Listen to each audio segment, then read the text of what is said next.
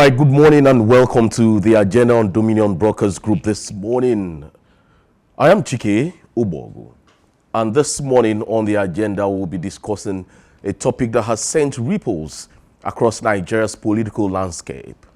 And that's the recent passing of former President Muhammadu Buhari and what it means for the 2027 general elections.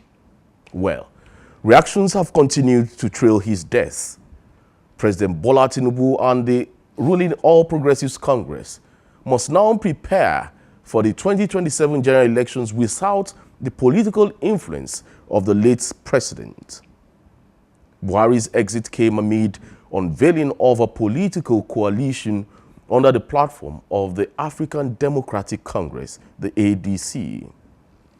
The coalition is led by former Vice President Atiku Abubakar, Rotimi Amechi, Nasir El-Rufai, Peter Obi, among others. The opposition has sworn to unseat Tinubu in the 2027 general election. Buhari, who contested 5 presidential elections between 2003 and 2019, lost 3 times. Okay? In 2003, 2007, and 2011, he lost, before he finally secured victory in 2015 and 2019. However, former President Muhammadu Buhari had maintained a steady score of 12 million votes in almost all the elections he contested. Joining me this morning to discuss this and many more in the studio here is Dominion Brokers Group in-house analyst and also a social commentator, Dolapo Charles Anjorin. Good morning. It's good to have you on the agenda. Good morning, Mr. Chike. Thanks for having me. All right. Former President Muhammadu Buhari passed away on July 13, 2025 in London at the age of 82, following a prolonged illness. His death has sparked widespread tributes, but also intense political speculation, especially with the 2027 elections on the horizon. Dolapo, let's start with the brief reflection. Buhari was a towering figure in Nigerian politics.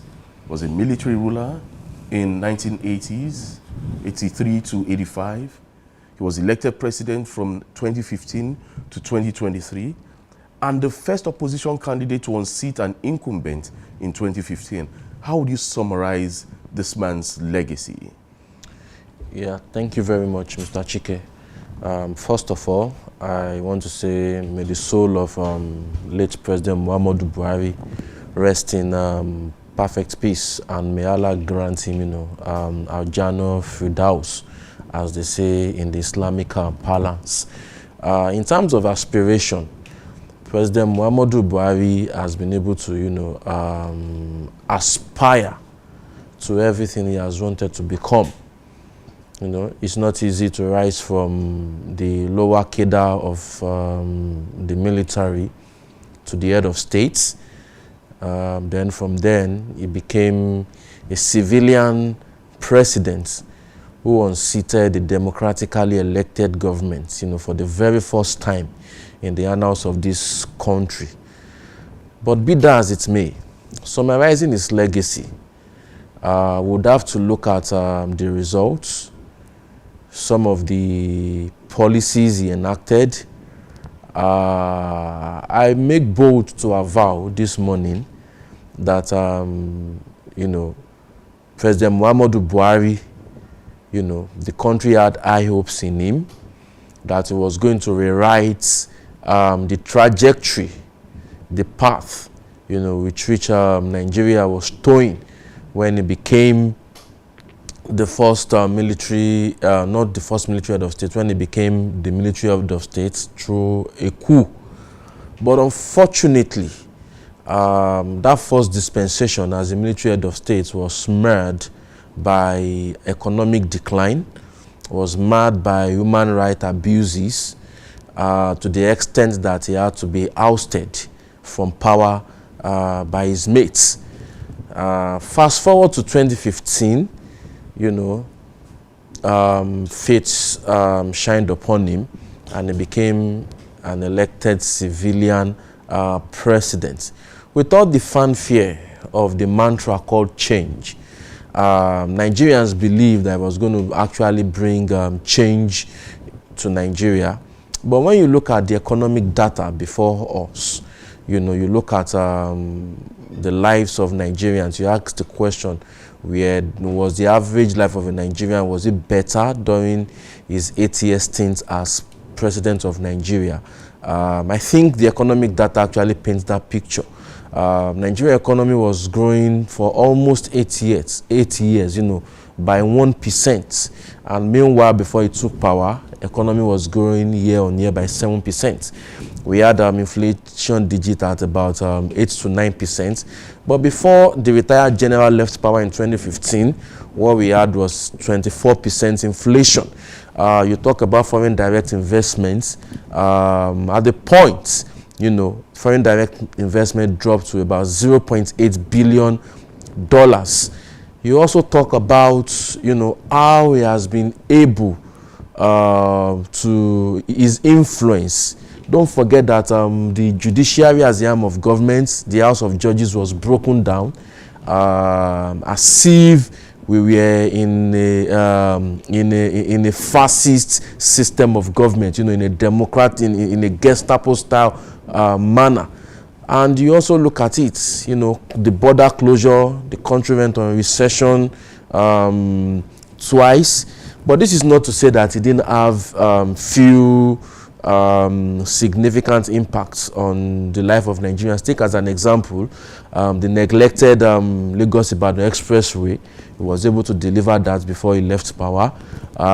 He completed what President Goodluck Ebele Jonathan has started. The second Niger Bridge, was able to complete it, And yes, that's one of the few positive. But the cons, actually outweighs the pros. Should we talk about the NSAS massacre?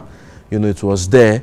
So I think he would be remembered with this kind of legacies. I personally, I will not speak ill of the dead because they don't do that where I come from. So I think the legacy of President Muhammadu Buhari will speak for itself. If you make comparison about different leaders that have, met their demise, in and out of power, you can judge by the mood of the nation. A lot of people, have casted serious aspersion against the person of President Muhammadu Buhari. And I believe that that's telling a lot, that tells a lot of the legacy of the man. So like I said earlier, may Almighty Allah forgive him for all of his shortcomings. All right. Well, you've done a fair assessment on the former president. However, his death, coming just 2 years after leaving office, has been described somewhat as a turning point for Nigerian politics. Let's dive into the political implications. Buhari was a key figure in the All Progressives Congress, as you know, which is the ruling party. So how does his absence affect the APC strategy towards 2027? Yes, he was a towering figure, and this will take me down memory lane. Who was the man, President Muhammadu Buhari, former President Muhammadu Buhari, before he became the civilian president of Nigeria? After he was ousted as the military head of state, he was put under house arrest. Nothing really was heard from the man, up to when General Sani Abacha made him the chairman of Petroleum Trust Fund, PTF, and new democracy came, our nascent democracy, between 1999. Thank God there has not been any interruption. And it is known in political circles that Obasanjo was to serve for one term. OBJ reneged on that agreement. And so what did he not do in order to counter President Obasanjo? They went in search of a candidate who is closer to OBJ, because OBJ as at that time was seen as a stabilizing force, that has kept the military guys at bay from allowing them to seize power. And also his anti-corruption narrative and crusade. Nobody could really argue against it. So they had to search. They thought they were going to use his vice president, Atiku Abubakar, but unfortunately they couldn't use Atiku Abubakar because they felt he's too loyal to OBJ. And his stance on Sharia, is like that of an infidel. They thought about the late Abubakar Rimi. Rimi does not fit into the shoes, of what they of what they wanted. They thought about the likes of Ango Abdullahi. They didn't fit. Quite a number of candidates, and they remembered a certain Muhammadu Buhari, who is taciturn, who has lived a conservative lifestyle, and who also is a conk Muslim who believes in the core principles of Islamic religion.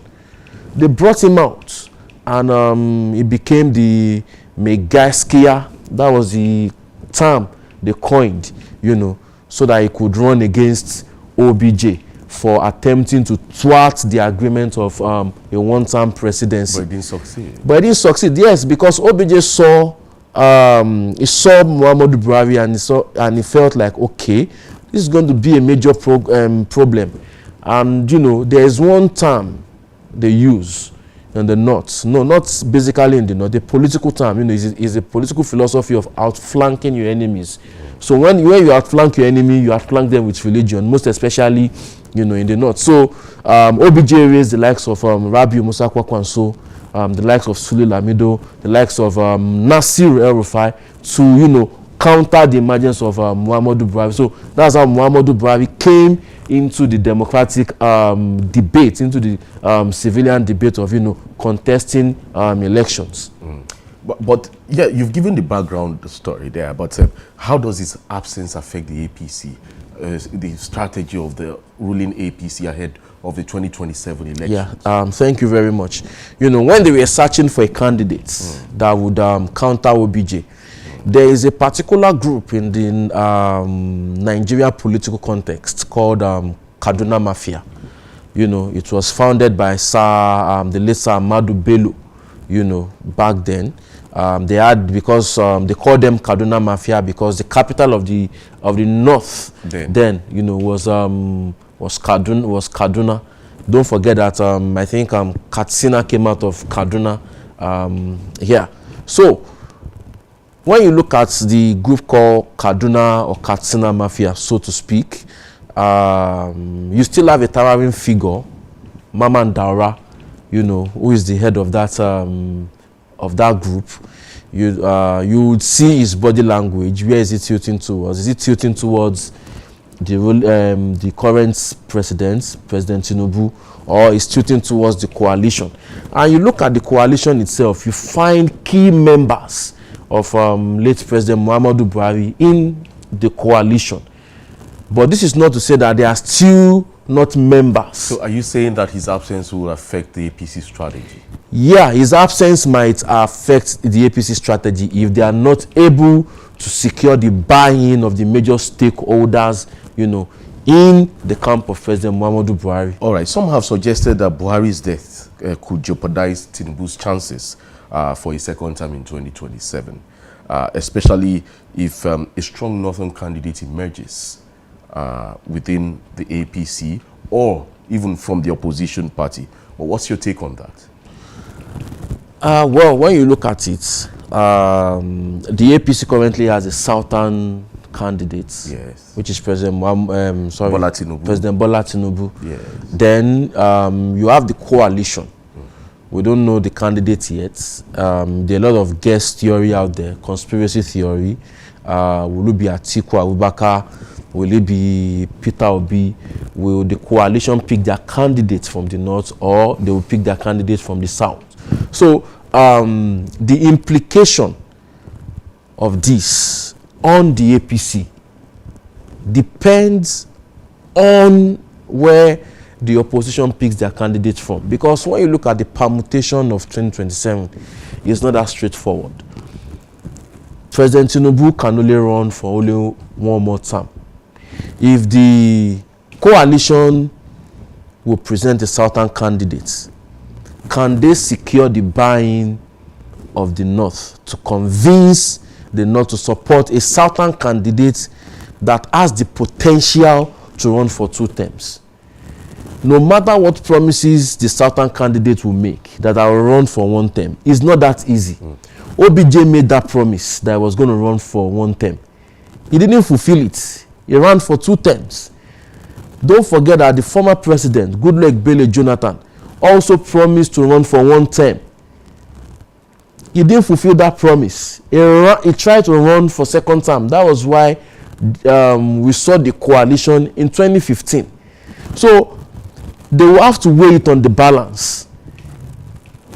Is it going to be advantageous to us to support a new southern candidate that has the potential to run for 2 terms, or support the current southern candidates that can only run for 1 term?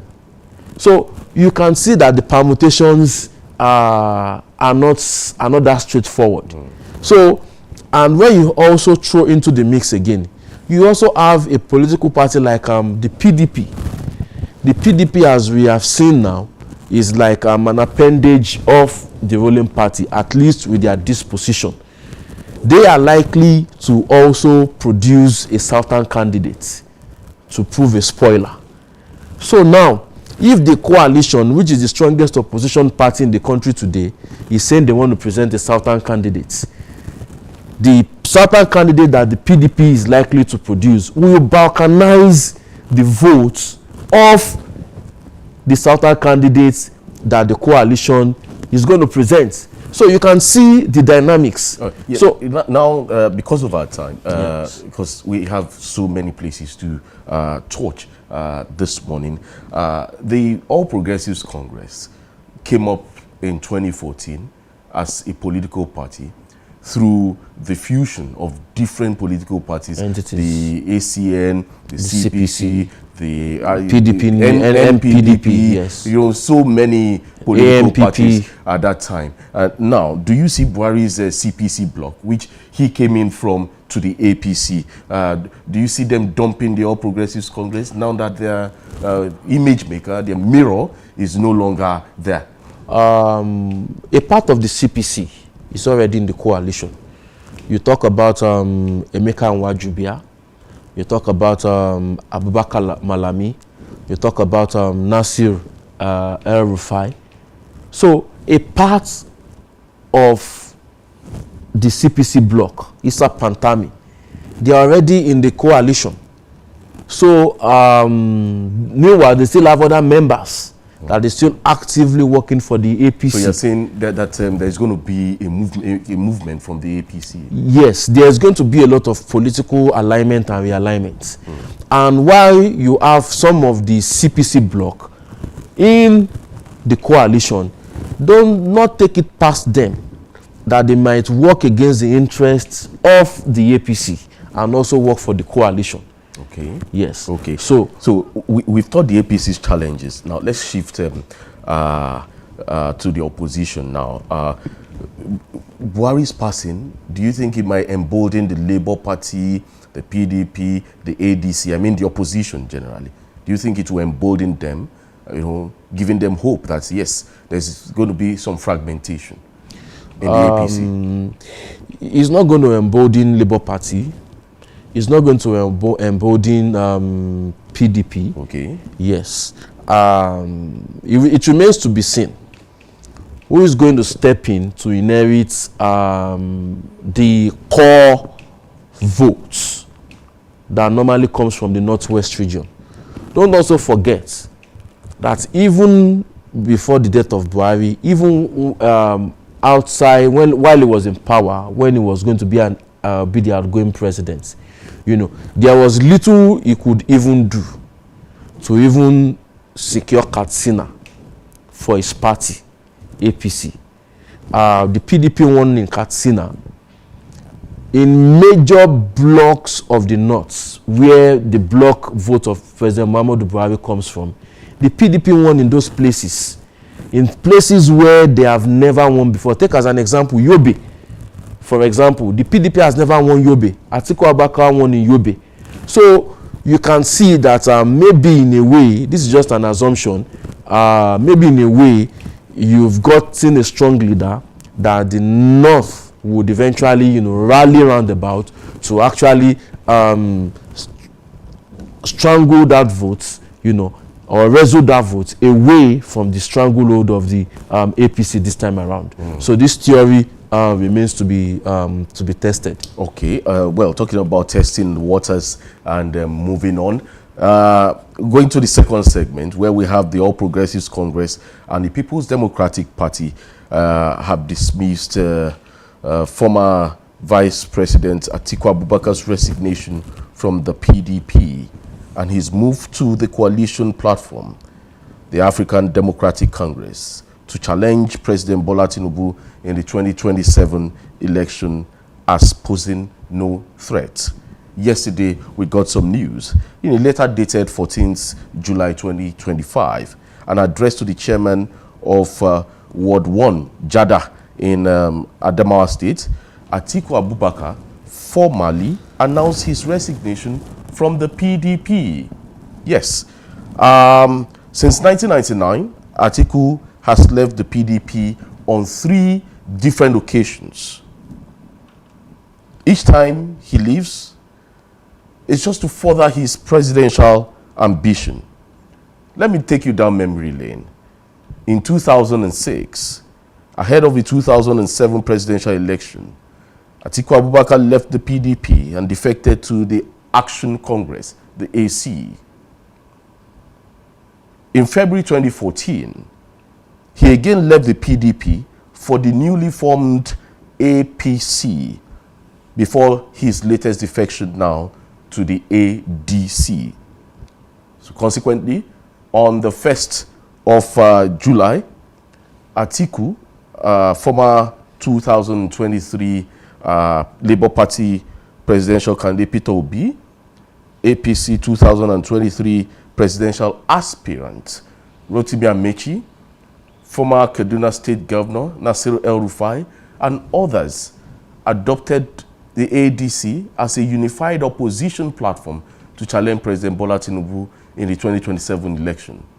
And as part of the coalition's formation, they named former Senate President David Mark as an interim national chairman and former Osun State Governor Rauf Aregbesola as interim national secretary. Atiku, who was the PDP's presidential candidate in 2019 and 2023 elections, stated that his decision to resign was prompted by the direction the party was currently heading, interesting, and which he believed no longer aligned with his founding ideals. So now, Dolapo, Atiku Abubakar's resignation from the PDP, it's laughable. It was announced yesterday. Were you surprised? And why does this matter at this time? I'm not surprised because, number one, what Atiku Abubakar did yesterday, if we want to be fair, that was a courageous and a bold move, to leave a party that he has helped found. He's one of the founding fathers of the PDP. It's not his first time leaving the party. Yes, it's not his first time leaving the party, but let us put it into context. In 2007, when he left the PDP, he didn't want to leave the PDP.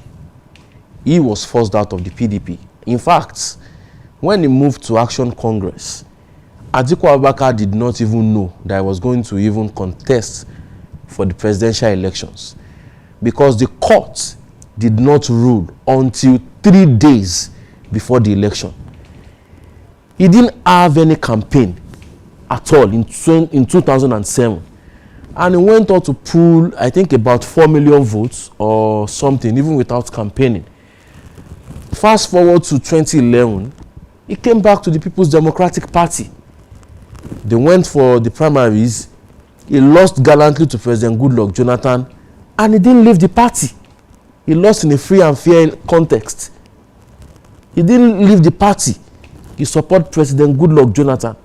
in 2015, when the party deviated away from its principles and its ideals, when PDP printed a set of form, Atiku Abubakar said, no, why are you disenfranchising other candidates from contesting with you?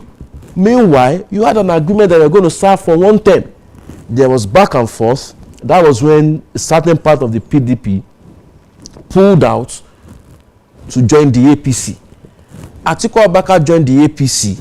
He contested the primary elections. He lost in a free and fair contest. He stayed in APC, and he supported President Muhammadu Buhari to become the president of Nigeria in 2015. He left in 2015, came back to PDP. He became the presidential candidate twice. Now, fast forward to 2023. The party is deviating from the shared values, from the principles upon which it was founded. Do you expect him to sit down and just maintain a sit-down-look approach? That he was also part of those that incited this deviation of core values. Well, look at the presidential candidate of the PDP in the last election. Okay. They agreed to go south.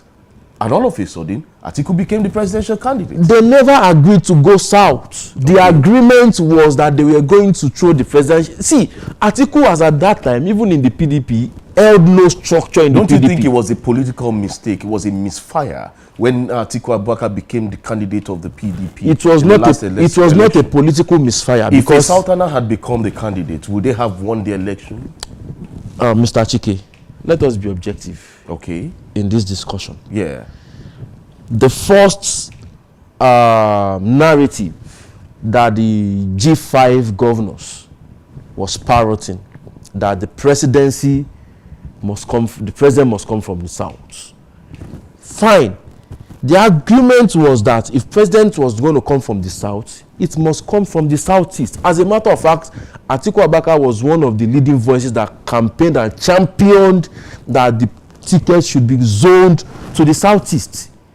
But the politics that the G5 governors were playing, just because they wanted one of theirs to emerge, necessitated Atiku Abubakar to say that, see, if presidency will not be zoned to the southeast, and you are saying it must come from the south, don't forget that I'm also from the northeast. We have never had a shot at presidency before. So it means you are telling me to throw my hat into the ring. And Governor Tom was the chairperson that, sat with the National Working Committee of the PDP, where they all agreed that, okay, they were not going to zone the ticket to any part of the country, that anybody from the nook and crannies of Nigeria, as long as you are in the PDP, you can throw your hat into the ring and contest. That's why you find the likes of Dele Momodu that showed interest. You find the likes of Ayim Pius Ayim, he showed interest. You find the likes of Bukola Saraki, they showed interest. You find the likes of Stamboa, they showed interest. You find the likes of Nyesom Wike, they showed interest. And the primary election was televised live and direct. Everybody saw it. There was no changing names of delegates. Atiku Abubakar won fair, round, square. So what is Atiku Abubakar's sin? Now, let's do this way. Atiku Abubakar seemed to be jinxed politically, especially getting the ticket of the presidential or winning any presidential election. He tried to contest as president of the Federal Republic of Nigeria in 1993. Eventually, MK Abiola became the candidate of the SDP. Yes. Fast forward, when Olusegun Obasanjo was leaving office in 2003, he also wanted to contest and become president. No, I think that is not right. In fact, in 2003, he had the structures on his side. In fact, the North prevailed upon him to be disloyal to his boss. Atiku Abubakar did not contest. It's on record. People like the former governor of Abia State, Orji Uzor, they said it openly that the governors prevailed upon him to contest the presidential election. He refused. As a matter of fact, OBJ thought Atiku Abubakar was going to contest. In fact, there were reports, and people attested to it, that President Olusegun Obasanjo at that time went flat on his chest to beg Atiku Abubakar not to contest, and he never did. But after that, he has contested like 3 times. Yes, and unless you are trying to say that it is criminal. I'm not saying exercise. I'm not saying that. What I'm saying is he seemed to be jinxed, that he's been gunning for the presidency and he has not gotten it. So what is he looking for again? See, Nigeria leaving the PDP. That's what I mean. See, for a man of in 2027, Atiku Abubakar will be 80-year-old. He could have decided to retire into luxury. Nobody will hold him for that. We have young chaps in the political arena today who are jostling to become ministers, ambassadors, chairman of different boards in the APC. Atiku Abubakar can easily align with the APC and enjoy the perks of government. He and the current president, President Tinubu, they are best of friends. He could have easily taken the easy route to enjoy the perk of office, but he has taken it upon himself to fight for the struggle. That's the way I see it. I'm not holding brief for him because I'm not a spokesperson, but I'm just saying it as it is. He could have chosen, to be this, to retire into the life of luxury, but he's at the forefront of this political battle to ensure that Nigeria does not, does not tilt towards a one-party state. Now, Atiku Abubakar is a big wig, yes, a heavyweight in the political sphere of Nigeria. So, he's leaving the PDP, or he's left already. He has left already. Now, what are the implications for the PDP itself? Does it affect the unity and strength of that party? Yeah, as it is now, PDP, Atiku Abubakar wouldn't have left the PDP, but PDP has remained a platform that is not attractive to Nigerians anymore. You cannot tell the difference between PDP and APC. When you say a party is no longer attractive to Nigerians anymore, it shows that the party has no ideology. No, that's what it means. No, because ab initio, most of the political parties in Nigeria seem to be left out with ideologies. Mr. Achike, it doesn't mean that they are bereft of ideology. See, ideals will forever remain the same. It is the human beings that walks away from the ideals. They are the ones who have refused, to put on the toga of ideals. But be that as it may, the PDP has remained a party that you cannot say this is their difference from the APC. They are compromised already. This is a party that you have 2 blocks in that party. A block wants to align with the ruling party in power, APC. Another block is saying, no, let us build a formidable opposition party. And if you want to build a formidable opposition party, you cannot build it in PDP. That is why it has not attracted the likes of El-Rufai. It has not attracted the likes of Aregbesola, the people in the coalition today. It has not attracted the likes of Peter Obi to come back on the platform of the PDP to form a formidable opposition party. Basically, what you are saying is that his defection from the PDP might just dismantle the party further. See, the one thing that this defection is going to do with PDP, number one, is going to destroy the leverage that the FCT minister has on PDP, because that is what he's using to negotiate with the APC, and that is why he's serving, the reason why he's serving in the current APC government. So he's going to reduce its relevance. So now, when you look at the remaining part of the PDP, you just have few governors, because more governors are going to defect. Even the governors that are currently there, who are trying to fight for the soul of the party, they do not mean well for the party, because they also want to negotiate with the PDP to get ministerial appointments after office. So you can see that the PDP has been stripped bare. The people that are left inside the party have a lot of work to do. All right. to rebrand and rebuild the party Yeah. to where it was before. All right, let's get to read some tweets by the X community. Really, the news broke yesterday that the former Vice President of Federal Republic of Nigeria, Atiku Abubakar, had jumped ship, has left the PDP. Yes. Well, some Twitter handlers came up. That's when you see the likes of Ismail Bindawa at Bindawa official, well, he's saying here, Atiku stepping away from the PDP signals deep fractures within the party and possibly a shift in the political landscape ahead of 2027. The question now is, what's next for him? And who feels the vacuum he leaves behind? This coming from Ismail Bindawa there on the app X. He's asking who feels the vacuum he leaves behind and what's next for him. Well, I feel that the people left in the PDP, that means well for the party. They are more than enough, you know, to deny, or let me say, asphyxiate the people holding the People's Democratic Party to be in a perpetual crisis mode. They have that capacity to asphyxiate them and demand accountability. PDP is bigger than any individual. It's bigger than Atiku Abubakar. Atiku Abubakar has left PDP in the past. You know, the PDP, you know, still remained firm, you know, and now he has left. Unfortunately, you know, the party has been dying instrumentally. Wow. You know. Let's get to read more tweets here on the app X here this morning.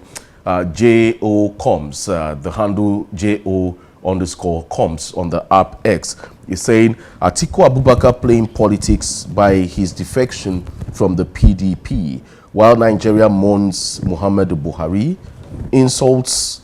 Okay, he's saying that Atiku Abubakar playing politics by the defection from the PDP while Nigerians mourns Muhammadu Buhari, insults the North as President Tinubu leads with honor and will defeat him in 2027. Let's see more tweets here this morning. There's this one from Tommy, that's at C Toms, CN Toms. Yeah, letter to Jack. Atiku's resignation from PDP would weaken the party in Ogun State ahead of 2027 by reducing national influence, funding, and internal unity.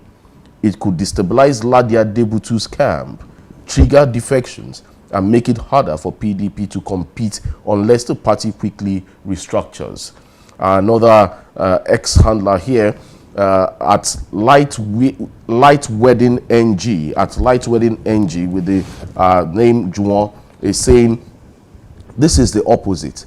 Atiku leaving the PDP finally gives the party room to breathe and the chance to re-strategize for the future. His presence did more damage than good.